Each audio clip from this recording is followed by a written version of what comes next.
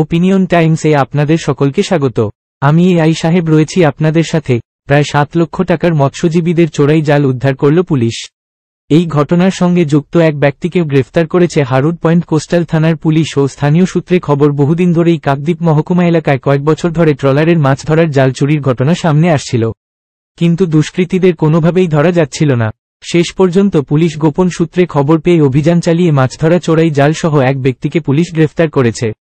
এ বিষয়ে সুন্দরবন সামুদ্রিক মৎস্যজীবী শ্রমিক ইউনিয়নের সম্পাদক সতীনাথ পাত্র বলেন, গত কয়েক বছর ধরে এই রূপ জাল চুরির ঘটনা ঘটছে, কিন্তু এই বছর চুরির ঘটনা অনেকটাই বেড়ে গিয়েছিল। গত কয়েক বছর ধরে সমুদ্রে সেভাবে মাছ পাওয়া যাচ্ছে না। স্বাভাবিকভাবেই মৎস্যজীবীরা ব্যবসায়িক ক্ষতির মুখে পড়েছেন। এই পরিস্থিতিতে আবার মাছের জাল চুরি হয়ে যাওয়ায় আরও বড় ধরনের আর্থিক ক্ষতির সম্মুখীন হচ্ছিলেন মৎস্যজীবীরা। অবশেষে পুলিশের তৎপরতায় সফলতা মিলেছে। কাকদ্বীপ মহকুমার এসডিপিও প্রসেনজিৎ ব্যানার্জি বলেন, ধৃতের কাছ থেকে পুলিশ 16টি জালগাট উদ্ধার করা হয়েছে, যার আনুমানিক বাজার মূল্য প্রায় 7 লক্ষ টাকা। জাল চুরির একটা ঘটনা সামনে আসছিল, তো এবারে তো পুলিশ সফলতা পেয়েছে, কিভাবে ধরলেন বা কি ঘটনাটা যদি বললেন? থানায় হারুড পয়েন্ট কোস্টাল থানায় অভিযোগ হয়েছিল যে মাছের যে জাল, সেই জাল চুরি হচ্ছে। তো তারপর পুলিশ সোর্স লাগিয়ে একটা সাকসেস পেয়েছে এবং একজন অ্যারেস্ট হয়েছে। তার থেকে প্রায় 16টা মাছের জাল উদ্ধার হয়েছে, যার আনুমানিক মূল্য 7 লাখ টাকা।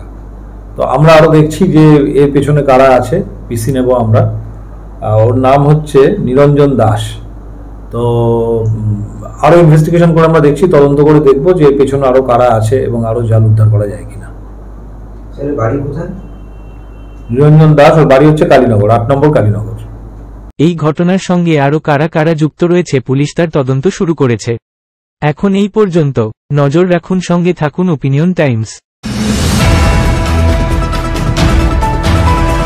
ওপিনিয়ন টাইমসে আপনাদের সকলকে স্বাগত।